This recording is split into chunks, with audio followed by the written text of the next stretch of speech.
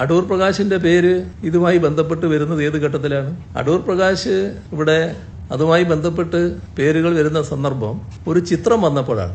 അത് സോണിയാഗാന്ധിയും മറ്റ് രണ്ടുപേരും, പത്തനംതിട്ടയിൽ നിന്നുള്ള രണ്ടുപേര്, ഈ അടൂർ പ്രകാശും പിന്നെ അവിടുത്തെ പത്തനംതിട്ട MP-യും, ഇവരെല്ലാം കൂടിയുള്ള ഒരു ചിത്രമാണ് വന്നത്. ഈ സോണിയാഗാന്ധിയുടെ കൂടെ നിന്നവരാരാണ്? ഒന്ന്, ഇപ്പോ ഈ കേസിൽ ഏറ്റവും പ്രധാനപ്പെട്ട പ്രതിയായി വന്നിട്ടുള്ള പോറ്റിയെ കയറ്റിയെന്ന് പറഞ്ഞില്ലേ, ആ പോറ്റി ആദ്യം കയറിയത് അവിടെയാണ്, കേട്ടല്ലേ?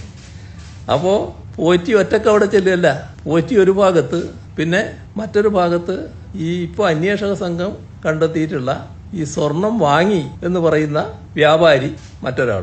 ഇതെങ്ങനെയാണ് ഈ രണ്ടുപേരും കൂടി ഒന്നിച്ച് ഒരേ സമയം സോണിയാഗാന്ധിയെ പോലുള്ള മറ്റു കാര്യങ്ങളൊക്കെ ഞാൻ നേരത്തെ പറഞ്ഞാണല്ലോ, അത്ര മാത്രം സുരക്ഷിതത്വമുള്ള ഒരു നേതാവിന്റെ അടുത്തെത്തുന്നത്? അതിലെനിക്ക് പങ്കില്ല എന്ന് ഇദ്ദേഹം പറഞ്ഞു എന്ന് തോന്നുന്നുണ്ട്.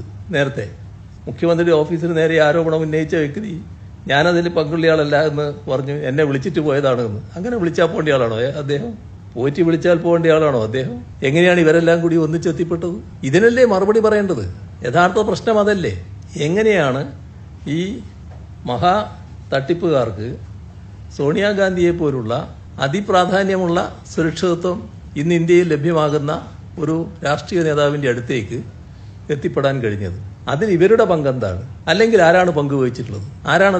അതിന് ഉത്തരവാദി? അതല്ലേ ആദ്യം വ്യക്തമാക്കേണ്ടത്. അതിന് മറുപടി പറയാൻ കഴിയാത്തപ്പോ പണ്ട് കുട്ടികൾ പറയാറില്ലേ, ഈ ഒന്നും പറയാനില്ല കൊഞ്ഞനം കുത്തുക, ആ ഒരു പരിപാടി സ്വീകരിക്കലാണോ വേണ്ടത്? എന്നാ പിന്നെ ഇരിക്കട്ടെ, മുഖ്യമന്ത്രിയുടെ ഓഫീസിന് നേരെ ഇരിക്കട്ടെ എന്ന് പറഞ്ഞ് അങ്ങനെ ചാർത്തി തന്നതുകൊണ്ട് ഞങ്ങൾക്കതിന്റെ ഉത്തരവാദിത്വം വരുമോ? അപ്പൊ ഞങ്ങൾക്കൊന്നേ പറയാനുള്ളൂ, ഞങ്ങൾക്കതിൽ ഈ അന്വേഷണം കൃത്യമായി നടക്കട്ടെ എന്ന നിലപാടേ ഉള്ളൂ. ഒരു ഘട്ടത്തിലും ഞങ്ങളതിനെ ഒരു തരത്തിലും തടസ്സപ്പെടുത്താൻ നിന്നിട്ടില്ല.